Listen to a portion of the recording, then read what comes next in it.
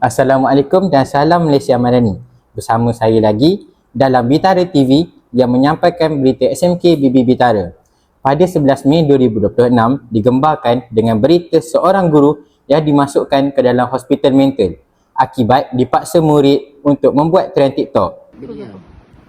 Dipercayai aktiviti mencari mangsa untuk melakukan trend TikTok berlaku pada 11 Mei hingga 14 Mei 2026. Aktiviti ini telah memberikan trauma yang hebat kepada guru di SMK Bukit Bunga. Suspek berikut bukan sahaja mencari mangsa di bilik guru, malah turut mencari mangsa di kelas. Saya nak pergilah ke kantin sebab saya lapar. And then saya nampak seorang guru ni menggelupu. And lepas siasat-siasat tu rupanya dia kena paksa buat TikTok trend. Itu je.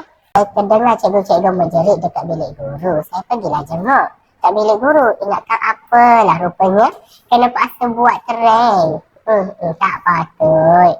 Itu sahaja berita SMK Bukit Bunga pada hari ini. Kita teruskan bersama dengan Jamilah Rania untuk kajian cuaca pada hari ini. Assalamualaikum, saya Jamilah Rania dari Bitara TV dan hari ini saya akan mengelaskan cuaca. Cikgu aku. Itu sahaja daripada saya, kita kembali ke studio. Terima kasih kepada Jamilah Rania atas laporan itu tadi. Itu sahaja daripada saya, Bitara TV, pada hari ini. Sebelum itu, mari kita pendengarkan pengisytiharan Hari Guru daripada Yang Berusaha Pengetua SMK Bukit Bunga, Encik Rohaizat bin Muhammad Nur.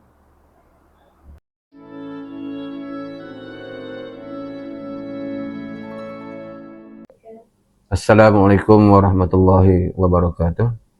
Bagi menjunjung titah perintah Kementerian Pendidikan Malaysia telah diperkenankan oleh penolong-penolong kanan dan guru-guru kanan SMK Bukit Bunga.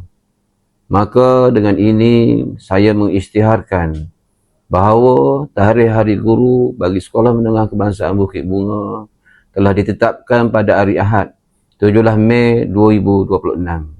Sekian, terima kasih. Kami ingin mengucapkan Selamat Hari Guru. Kami sayang cikgu. Kami ingin mengucapkan Selamat Hari Guru. Kami wakil daripada 4 Farabi ingin mengucapkan Selamat Hari Guru.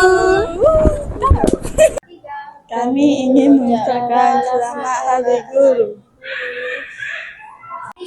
Kami ingin mengucapkan Selamat Hari Guru.